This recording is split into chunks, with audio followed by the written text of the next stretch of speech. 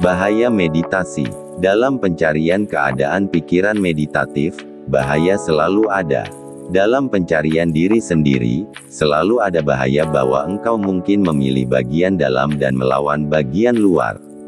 Kalau ini terjadi, dirimu akan diambil alih kembali oleh pikiran dan ini akan menjadi gangguan kepribadian, yaitu engkau akan menghindari bersama orang lain karena engkau menjadi miring ke satu sisi, engkau kehilangan keseimbangan.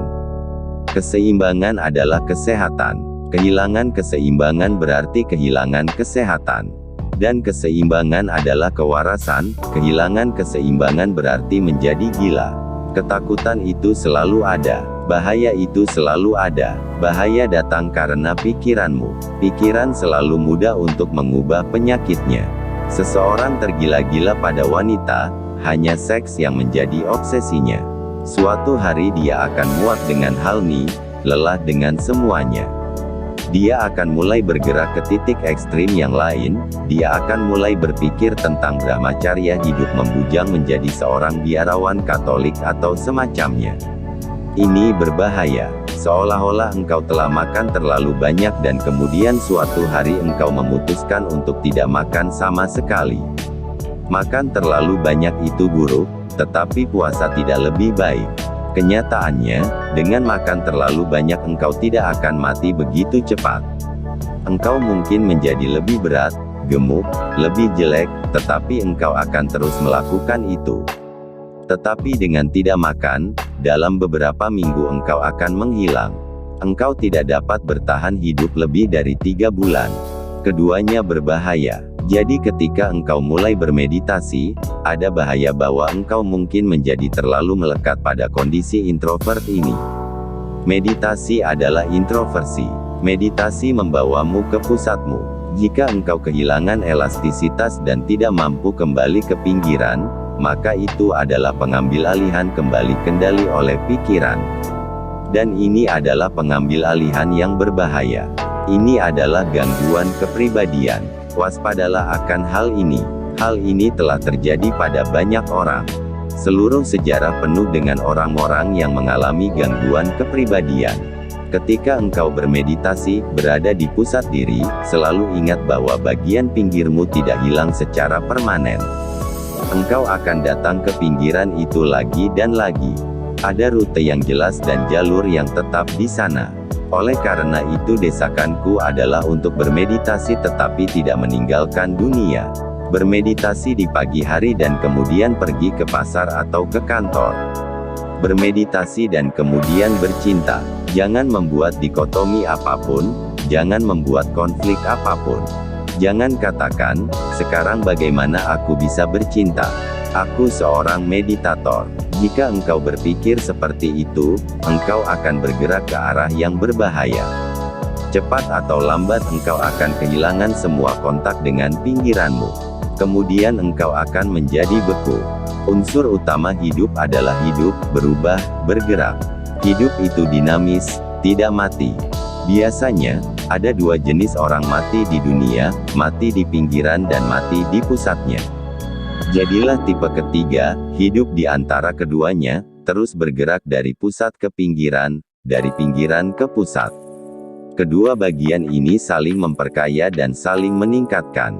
Lihatlah, jika engkau bermeditasi dan kemudian bercinta, cintamu akan memiliki kedalaman yang sangat baru.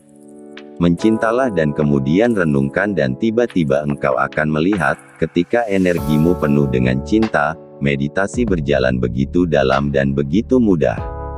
Engkau cukup menaiki ombaknya dan tidak perlu berusaha keras. Engkau hanya mengapung dan mencapai lebih tinggi lagi. Setelah engkau memahami ritme kutub yang berlawanan, maka tidak ada rasa takut. Ingat, hidup adalah ritme antara siang dan malam, musim panas dan musim dingin. Ini adalah ritme yang berkelanjutan.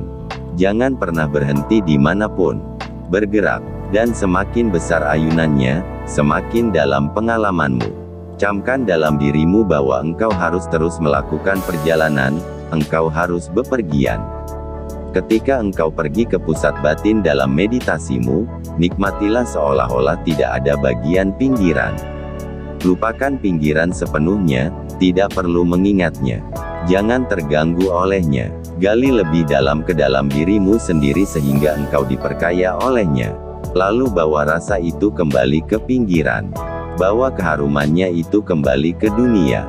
Bawa aura itu, cahaya itu, rahmat itu, beka itu, keagungan itu, kembali ke pinggiran. Berjalanlah di pasar seperti seorang Buddha. Hiduplah di dunia. Dunia sangat kaya karena dunia adalah cermin hubungan. Semua hubungan seperti cermin. Engkau melihat wajahmu di cermin keberadaan orang lain. Sangat sulit untuk melihat wajahmu sendiri secara langsung. Engkau akan membutuhkan orang lain, yang berperan sebagai cermin, untuk melihat wajahmu sendiri. Di mana engkau dapat menemukan cermin yang lebih baik daripada di mata orang lain.